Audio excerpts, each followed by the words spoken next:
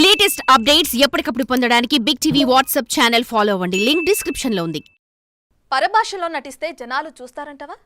Cinema release అయితే theatres దొరుకుతాయంటవా? ఒకవేళ చచ్చి చెడి థియేటర్స్ దక్కించుకున్న ఆడియన్స్ ఆదరిస్తారంటవా అంటూ గత కొన్నేళ్ల కిందట రీజనల్ సినిమా హీరోలు ఇతర భాషల్లోకి ఎంట్రీ ఇస్తుంటే వినపడే మాటలివి. కాలం మారింది. ఒక్క సినిమా హిట్ కాగానే ఆ భాష ఈ భాష కాదు, ఏకంగా పాన్ ఇండియా రేంజ్కి సినిమాలకి కొబ్బరికాయ కొట్టేస్తున్నారు సినీ స్టార్స్.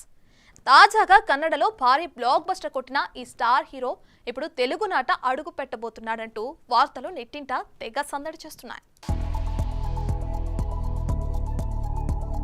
కాంతారా కన్నడ సినిమాగా ఎంట్రీ ఇచ్చి ఆ తర్వాత పాన్ ఇండియా స్థాయిలో రిలీజ్ అయిన ఈ సినిమా ఏ రేంజ్ సక్సెస్ కొట్టిందో తెలిసిందే. ఎన్నో కన్నడ సినిమాలలో హీరోగా నటించిన రాణి క్రేజ్ ఈ సినిమాతో కొట్టేశాడు రిషబ్ శెట్టి. మొదట కన్నడలో రిలీజ్ అయి తర్వాత ఇతర భాషలలో రిలీజ్ అయిన ఈ సినిమా భారీ వసూళ్లే కొల్లగొట్టింది. ముఖ్యంగా తెలుగునాట ఈ సినిమా కలెక్షన్ల వర్షమే కురిపించింది. ఈ మూవీతోనే రిషబ్ శెట్టికి తెలుగు సినీ పరిశ్రమలో నటుడిగా దర్శకుడిగా మంచి గుర్తింపు లభించిందనే చెప్పాలి. ఇక ఇప్పటికే జై హనుమాన్ అనే తెలుగు సినిమాలో హీరోగా నటిస్తున్నాడు రిషబ్ శెట్టి. హనుమాన్ చిత్ర దర్శకుడు ప్రశాంత్ వర్మ ఈ సినిమాకి దర్శకత్వం వహిస్తున్నాడు. ఇకపోతే రిషబ్ ఇప్పుడు మరో తెలుగు సినిమాకు కూడా గ్రీన్ సిగ్నల్ ఇచ్చినట్టు తెలుస్తోంది.